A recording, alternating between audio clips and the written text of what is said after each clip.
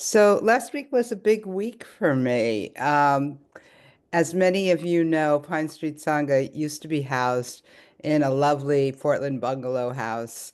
It was the image of the house was up on the website.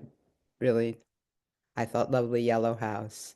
And I, along with so many others from our Sangha, really poured our hearts and souls into turning this previously residential home into a beautiful healing space. And last Thursday, I moved it on. It in the terms of real estate, it closed, and it now is owned by another nonprofit.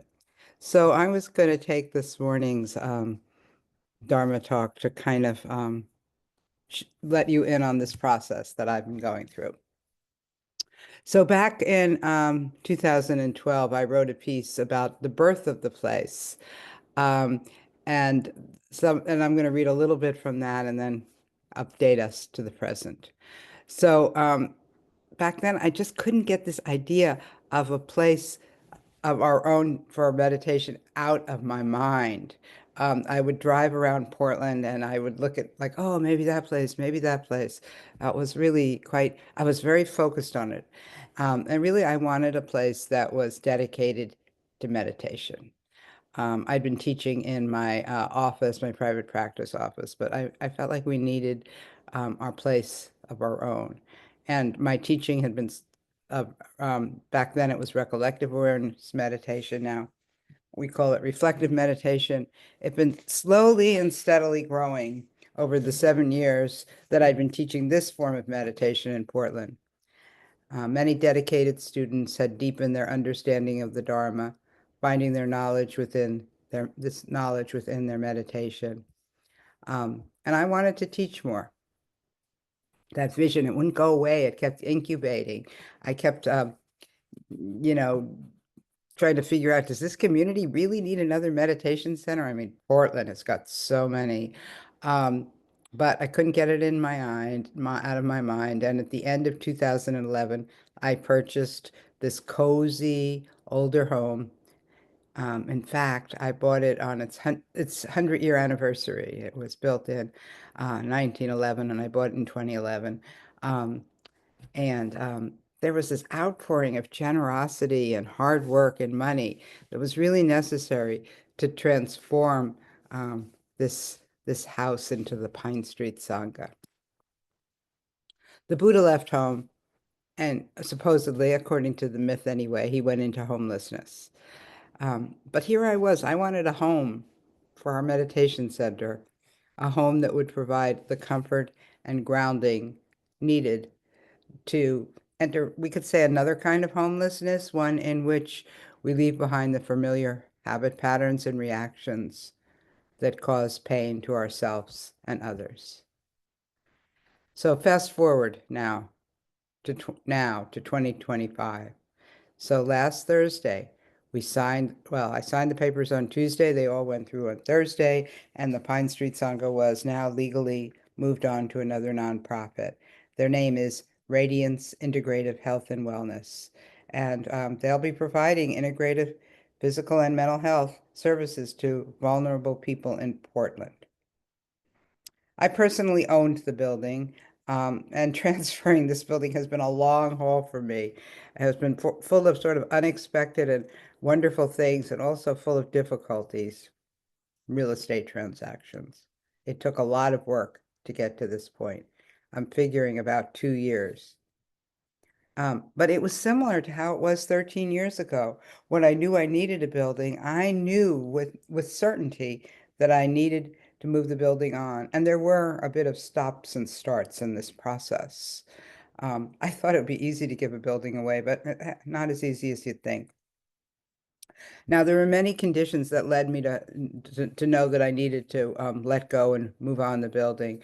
But maybe the most obvious is that most of the people who were in our Sangha, Pine Street Sangha, post-pandemic, preferred the convenience of online meditation.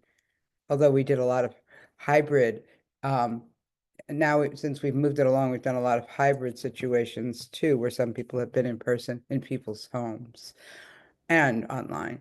But the building itself was underutilized and we couldn't afford it anymore. And there were so many homeless people living right outside. I wanted to give the building so they could have some services. So, so many people now have commented on how generous I have been in giving away the building, even the gala escrow. Um, Now, I didn't completely give it away. I got reimbursed for my down payment and the legal expenses, which were, in my mind, astronomical to get through this transaction. Okay, I know it is a generous thing to do. When people say that, I don't go, no, no, no. But and I also know that the decision was an outgrowth of my Buddhist practice, and that I know how good it feels to be generous, and I had the resources to be able to do this.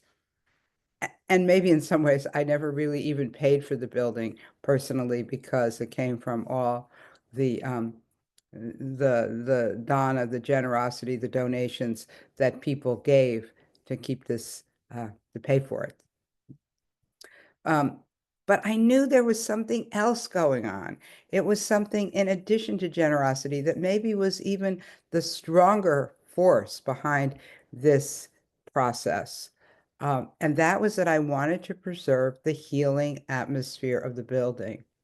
And people felt it. When they walked in the door, all kinds of people commented on it. Maybe not the people you would expect, even, not the ones you'd expect, but other ones too. And so in my view, this palpable healing energy came from the hours and days and weeks and months and years of meditation that took place in that building. It came from the reflecting and the transformations. And it came from the generosity of the many people who volunteered their time and money. And it came from other things that can't think of now. And it came from maybe something that's sort of mysterious. I mean, how does you walk into a building and it feels different? I don't know, but I know it did. And I know many people commented. So, and what I knew is that I didn't want that building to become a single family home again. Turns out it would have been worth more money had I sold it as a residential property than what it was appraised at as a commercial property, such as the real estate market now. But that's sort of not the point. The point is there's something more. And we've been teaching, as many of you know, on the Eightfold Path, and most recently on skillful or right or appropriate effort. And there's four aspects to that, but two of them are about preserving and increasing positive qualities. And when I realized that, that's what it really was. I really wanted to preserve this positive quality that this building and the work that had gone on and now will go on, I wanted to preserve it. And also, I got pretty excited when I realized, these three women, these three healers who work at Radiance Integrative Health and Wellness, which is a nonprofit, not only will preserve the healing, but they are already increasing it. They've got lots of new visions and lots of new energy. The basement that I couldn't really quite figure out how to use is going to become a community space. They tell me they're building a new bathroom in the basement, and they're going to do art there, and they're going to have community meals and share healthy food and a lot more that I don't know about. But what I do know is that this work that I and we have done to turn this building into something healing will be preserved and will increase. So as for me, I'm letting go. It's a process, letting go. It's not a one moment thing. And as I let go, it feels right to do that. And it also feels right that spent these last 13 years immersed in this buying and fixing up and teaching at this building. So I will continue to teach just like I am right now. I'll teach online. And as I said, some of our groups now are meeting in people's homes and are hybrid as well. And the interesting thing is now once I let go of the building, I was asked to teach meditation at several other places in Portland. So things when I shift, other things shift. You know, And I will just end by saying, although quite differently from the Buddha, I have once again left home. And I will end there, and we